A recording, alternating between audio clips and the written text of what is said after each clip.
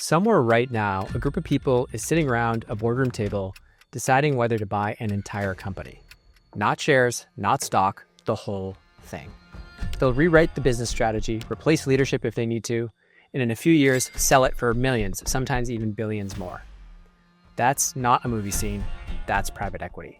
Let's break down what actually happens inside those deals, how these firms make money, and why this is the next level of finance everyone's trying to reach. Private equity is just a fancy term for buying businesses the way you'd buy a used car, except instead of a Honda, it's a $200 million company. You fix it up, make it run better, and sell it for a profit. That's the core idea. Own companies, make them stronger, and exit big. So why private? Because these funds focus on private companies, not ones trading on the stock exchange. And equity? Because they buy ownership, not just lend money. Think of PE funds like massive team projects. Investors on one side, operators on the other, all focused on spotting businesses that are undervalued or underperforming and saying, we can make this better. But how exactly do they do that? That's where the real game begins. Private equity deals may sound mysterious, but they're surprisingly straightforward.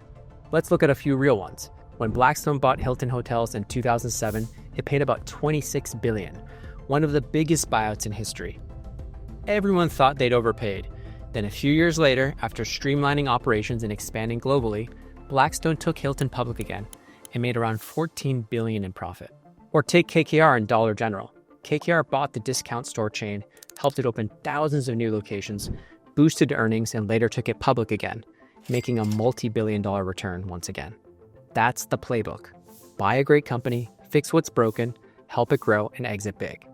They're not flipping assets overnight, they're building value over time. While hedge funds chase quick trades, private equity builds businesses with the goal of exiting typically in 3 to 7 years. But that raises the question, how do these firms afford to buy companies that massive?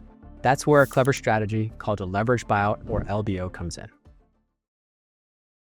Different funds specialize in different kinds of targets. Some chase fast-growing startups, that's called growth capital or growth equity, similar to venture capital, but typically a bit later stage with a bit more traction. Others focus on more mature companies that make steady cash flow, but could perform even better. That's where the LBO comes in.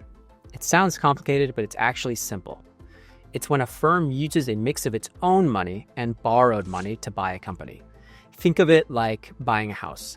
You put some cash down, the bank lends you the rest, and if the house value goes up, your small investment of 20% down makes a massive return. Private equity works exactly the same way, just with businesses instead of houses. It's how firms can control billion-dollar companies without needing billions in the bank. Quick example. If a large PE fund wants to buy a billion-dollar company, they would likely try to raise debt in the $500 to $800 million range so that the actual check that the fund would need to write would only be $200 to $500 million. They use this debt or leverage to take full control with much less at risk and to juice returns when the business hopefully improves. The goal never changes. Buy control, improve the business, and sell it later for far more than you paid. But who actually runs these multi-billion-dollar funds, and how do you get paid for pulling it off? A private equity firm is built like a pyramid. At the top are the general partners, the people running the fund and deciding what to buy. They manage everything day to day. This includes the full investment team, the partners, principals, associates, and analysts. Usually they will invest their own money, but most of the capital comes from the limited partners. Huge pension funds, endowments, and wealthy investors. The LPs trust the general partners to grow that money.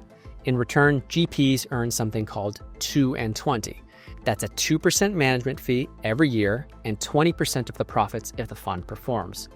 That may not sound like a lot, but imagine you're a middle market private equity fund with 10 investment professionals managing, say, $1 billion in Fund 1 and $1 billion in Fund 2. That's $2 billion of AUM or assets under management, which means before any carry, the 2% management fee would be roughly $40 million every year for that small team.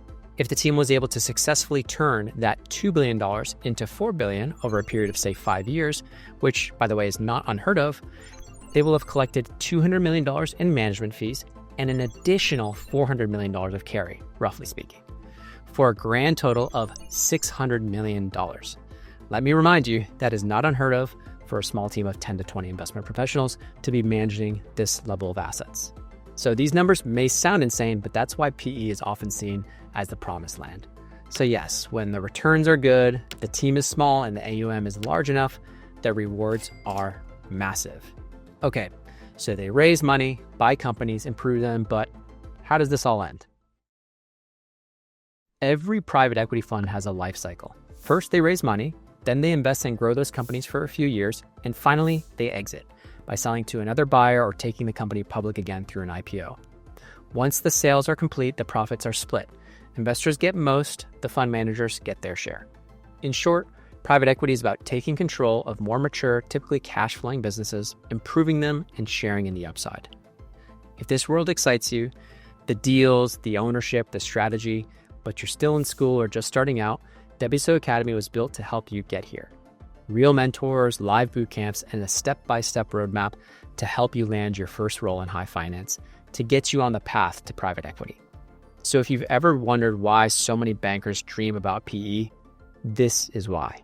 It's where finance meets ownership, and the upside is insane.